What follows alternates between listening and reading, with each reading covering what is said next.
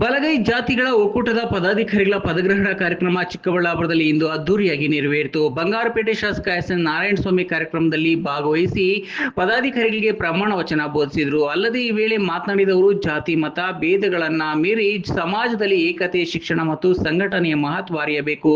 ಈ ಕುರಿತು ಸಮುದಾಯದ ಯುವಕರಿಗೆ ಜಾಗೃತಿ ಮೂಡಿಸುವ ಕೆಲಸವಾಗಬೇಕು ಎಂದು ಕರೆ ನೀಡಿದರು. ಚಿಕ್ಕಬಳ್ಳಾಪುರ ನಗರದ ಕನ್ನಡ ಭವನದಲ್ಲಿ ನಡೆದ ಬಲಗೈ ಜಾತಿಗಳ ಒಕ್ಕೂಟದ ಚಿಕ್ಕಬಳ್ಳಾಪುರ ಜಿಲ್ಲಾ ಮತ್ತು ತಾಲೂಕು ಪದಾಧಿಕಾರಿಗಳ ಪದಗ್ರಹಣ ಕಾರ್ಯಕ್ರಮ ಯಶಸ್ವಿಯಾಯಿತು. ಶಾಸಕ ಎಸ್ ಎನ್ ನಾರಾಯಣಸ್ವಾಮಿ ಕಾರ್ಯಕ್ರಮ ಉದ್ಘಾಟಿಸಿದರು. ನಂತರ ಮಾತನಾಡಿದವರು, ಬಲಗೈ ಜಾತಿಗಳ ಒಕ್ಕೂಟ ಒಂದಾಗಿ ಕೆಲಸ ಮಾಡಿ ನಮ್ಮ ಸಮುದಾಯವನ್ನು ಬಲಪಡಿಸುವ ಕೆಲಸ ಮಾಡಬೇಕೆಂದು ಹೇಳಿದರು. ಯಾವುದೇ ಸರ್ಕಾರಗಳು ಬಲಗೈ ಸಮುದಾಯದ ಪರ ನಿಂತು ಕೆಲಸ ಮಾಡ್ತಿಲ್ಲ. ಹೀಗಾಗಿ ಸಮುದಾಯದ ಪರ ನಿಂತು ಕೆಲಸ ಮಾಡುವೆ. ನಮ್ಮ ಜನಾಂಗದ ಏಳಿಗೆಗಾಗಿ ದುಡಿಯುವೆ. ಹಾಗಾಗಿ ಇದು ಚಿಕ್ಕಬಳ್ಳಾಪುರ ಜಿಲ್ಲೆ ಮತ್ತು ತಾಲೂಕು ಪದಾಧಿಕಾರಿಗಳ ಪದಗ್ರಹಣ ಆಯೋಜಿಸಲಾಗಿದೆ ಎಂದರು. ಕಾರ್ಯಕ್ರಮದಲ್ಲಿ ನೂತನವಾಗಿ ಬಲಗೈ ಸಮುದಾಯದ ಪದಾಧಿಕಾರಿಗಳ ಪದಗ್ರಹಣ ಮಾಡಿದ ವ್ಯಕ್ತಿಗಳಿಗೆ ಸಮಾಜ ಸೇವಕ ಮತ್ತು ಜಿಲ್ಲಾ ಸಲಹಾ ಸಮಿತಿ ಬಲಗೈ ಜಾತಿಗಳ ಒಕ್ಕೂಟ ಅಧ್ಯಕ್ಷ ಟಿ ಶ್ರೀನಿವಾಸ್ ವಿಶೇಷವಾಗಿ ಸನ್ಮಾನಿಸಿ ಗೌರವಿಸಿದ್ರು.